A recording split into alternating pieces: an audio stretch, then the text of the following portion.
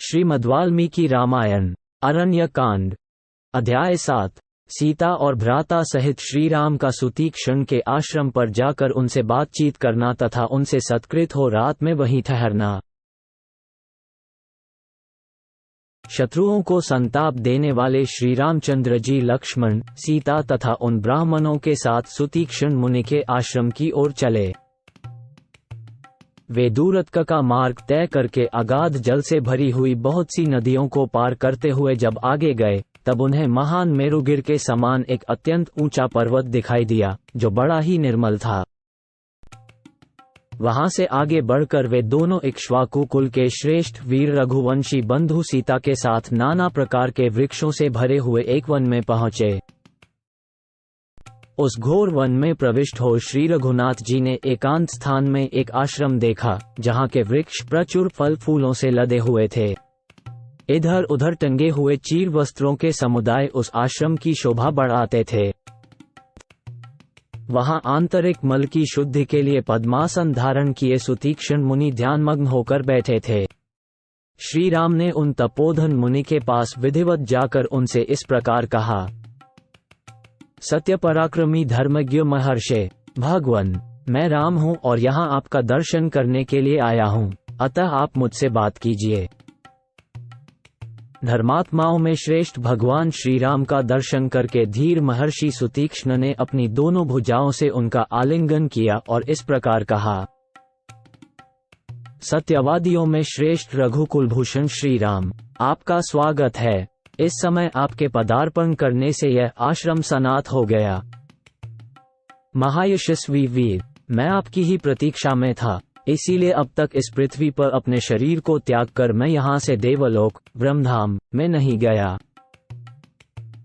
मैंने सुना था कि आप राज्य से भ्रष्ट हो चित्रकूट पर्वत पर आकर रहते हैं। काकुत्स्थ, यहाँ 100 यज्ञों का अनुष्ठान करने वाले देवराज इंद्र आए थे। वे महान देवता देवेश्वर इंद्रदेव मेरे पास आकर कह रहे थे कि तुमने अपने पुण्य कर्म के द्वारा समस्त शुभ लोकों पर विजय पाई है। उनके कथनानुसार मैंने तपस्या से जिन देवर्षि सेवित लोकों पर अधिकार प्राप्त किया है, उन लोकों में आप सीता और लक्ष्मण के साथ विहार करें। मैं बड़ी प्रसन्नता के साथ वे सारे लोक आपकी सेवा में समर्पित करता हूँ। जैसे इंद्र ब्रह्मा जी से बात करते हैं, उसी प्रकार मनस्वी श्रीराम ने उन उग्र तपस्या वाले तेजस्वी एवं सत्यवादी महर्षि को इस प्रकार उत्तर दिया।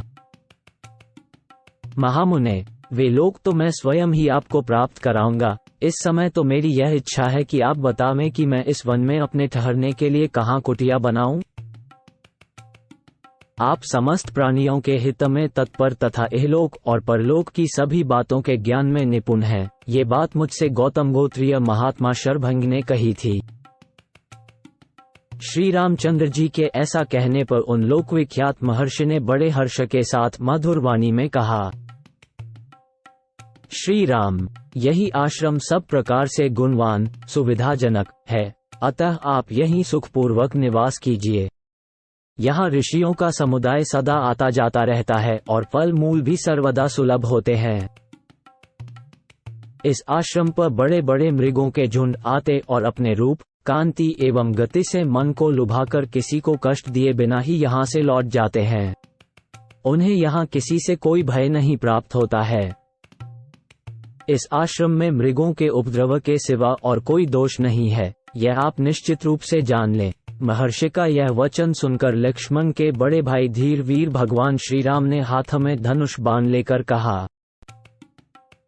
महाभाग, यहाँ आए हुए उन उपद्रवकारी मृग समूहों को यदि मैं झुकी हुई गांठ और तीखी धार वाले बाण से मार डालूं तो इसमें आपका अपमान होगा।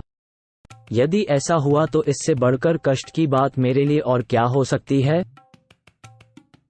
इसलिए मैं इस आश्रम में अधिक समय नहीं निवास करना चाहता। मुनि से ऐसा कहकर मौन हो श्री रामचंद्र जी संध्योपासना करने चले गए।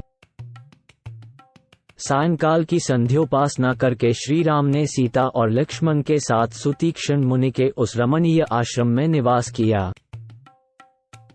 संध्या का समय बीतने पर रात हुई देख महात्मा सुतीक्ष्ण ने स्वयं ही तपस्वी जनों के सेवन करने योग्य शुभ अन्न ले आकर उन दोनों पुरुष शिरोमणि बंधुओं को बड़े सत्कार के साथ अर्पित किया।